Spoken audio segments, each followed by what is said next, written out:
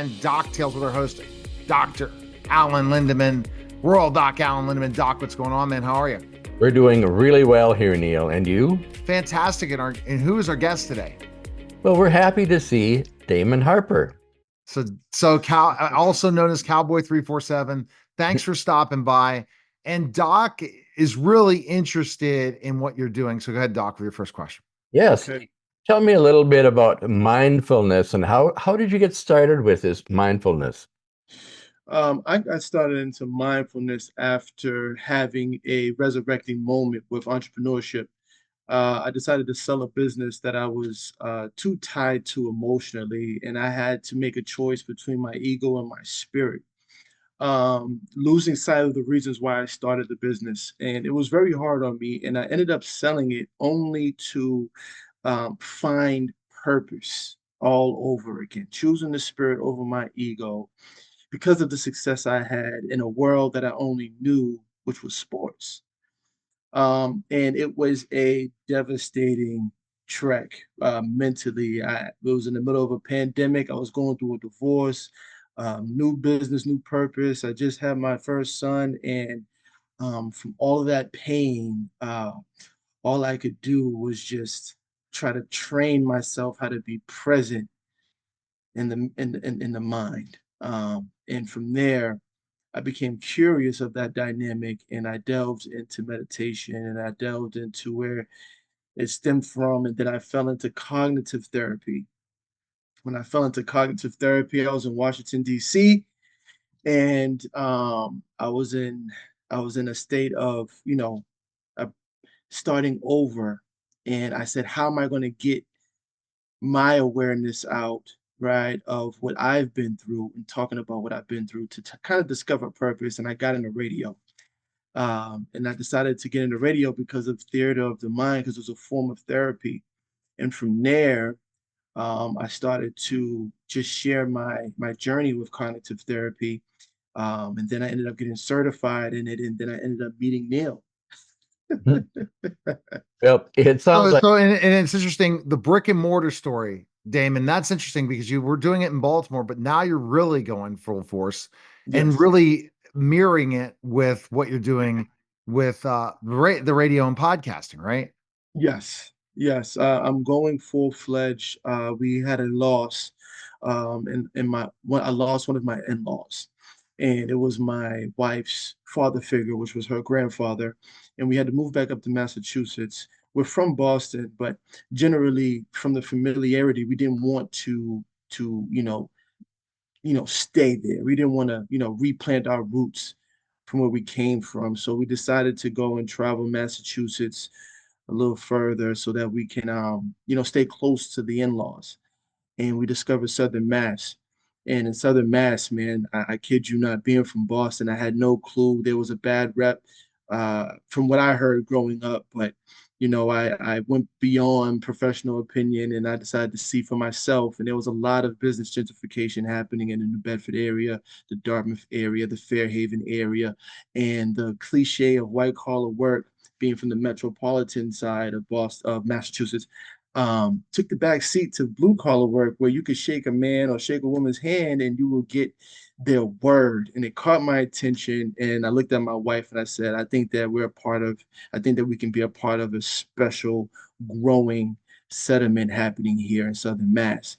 So when I delved into curiosity, we networked and we ended up finding a mill that was actually being rented out and renovated to host businesses. And man, we met some genius. We talk about sweat equity, man. We met a plethora of geniuses that's doing great works in the community. And they loved what we was doing, and they welcomed us in with open arms. And then from there, the relevancy of like mental health in this area, they love it. They love it to the point where I got referred to Brown University in Rhode Island, which isn't too far. And they have a mindfulness center there where I also teach mindfulness in media and Qigong. Okay, good, Doc. The next question. So, yes, it's really difficult to get insurances to pay, but you obviously have done that. So, how did you do that? Well, first, after after getting certified, and luckily, my certification, which I got in DC, it's not generally just for one, it's universal. So I can go anywhere with my certification. And so luckily having that, it made it a lot easier to, get my MPI. And it was very easy. It's a very easy process, but we covered by Blue Cross, Blue Shield, and man, the copay settlement it's not too much, and man, it was involuntary. It's a very easy process. Really? And so what does it go under? No, like what type of therapy? Did it like Oh, um, when you apply for the MPI, it goes no, under. no, no, meaning like when somebody who wants to utilize their health insurance to hire you to utilize your services. Oh, just counseling. Counseling. Got it. Okay. Yeah, just counseling. All right. Yeah, Yeah. and I'm sure that right now a lot of people are interested in mental health and avoiding problems. So I expect that's one of the ways you can get into insurances. Oh yes, yes, Alan. I'm amazed at traditional Chinese medicine and how Westernized culture is looking for optimizing ways to implement possibilities that can contribute to healing diseases. This area is so profound with that in Qigong. So I'm a mindfulness-based cognitive therapist, but I specialize in holistic Qi mindfulness, which is Qigong.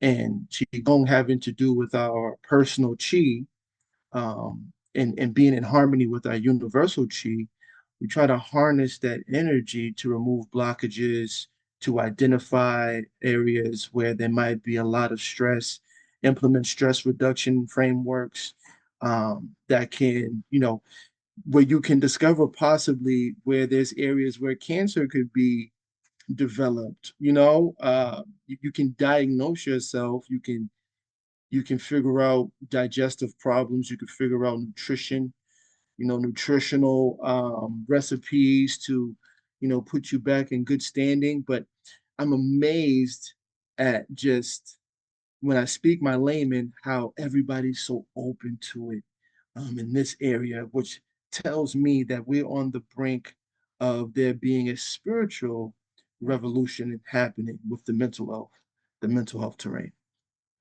So now you have a master's degree, is that correct? Yes, I went to LaSalle undergrad. It was a 5-year program to get my master's in business management. But I also went to go get my PhD in MDiv at Gordon Conwell Seminary in When you say DC. div, you're talking about divinity? Is that it? Yes, Okay. yes, All right. So yes, sir. ultimately, where do you see like when you're in renovations now, are you already have clients coming to your center in Boston? Yes, And yes. New Bedford, yeah, right. Mhm. Yeah, you can say Boston because it covers the zip code, but we're not too far from the actual metropolitan area. But yes, I do take clients virtually and in person. And at the brick and mortar, I'll be doing hydrotherapy, neurotherapy. We'll have meditation pods. We right now it's a little ugly in here because we're putting like a kind of like with NFL players, what they use to practice on turf, putting a little turf floor so that we can practice qigong in the office. We also I'll be selling some products. I'll be selling the X39 phototherapy stem cell technology. And hopefully, depending on just from how the collaboration goes, I'm looking to get into ozone therapy as well. So we have an ozone therapy pod as well, but I'm working on that. So then all that happening, the studio is called Mindful Pathic. All that happening, I will be continuing my media sediment. So it's Mindful Pathic Media Group. So you actually have a lot of degrees, your PhD in div. That's a big deal. Well, so that first business that I owned, I actually had a paradigm moment while I was in seminary to go start that. So I actually postponed it. So I never finished. But he has the master's degree for sure. Yes. So, I mean, it seems very interesting where you're going with this. And then that means you're going to expand this into celebrities and podcasting and celebrity interviews, and then also retreats, media mixing with mindfulness is going to be very, very important because everyone is looking to try to get into the media, but they don't have the proper structure that mindfulness based therapy gives. So having the mind, the body to prepare yourself in the media is so important, right? Oh man, it's very important. There's a lot of curiosity with a lot of foreign exchange students at Brown University. And what I've known is that this generation that's coming up, they're very stressed because of com the competitive nature that they have. They are a very, very, very competitive group. As revolutionary as they are, there's a lot of anxiety that they don't understand. And being able to organize that anxiety all because of whatever they might be, uneducated about, right? Because that's what anxiety is. Yeah. I've known that it is a big thing in media because these young men and women from Asia, Hong Kong, from China, from India. There's actually a bunch of exchange students from Germany.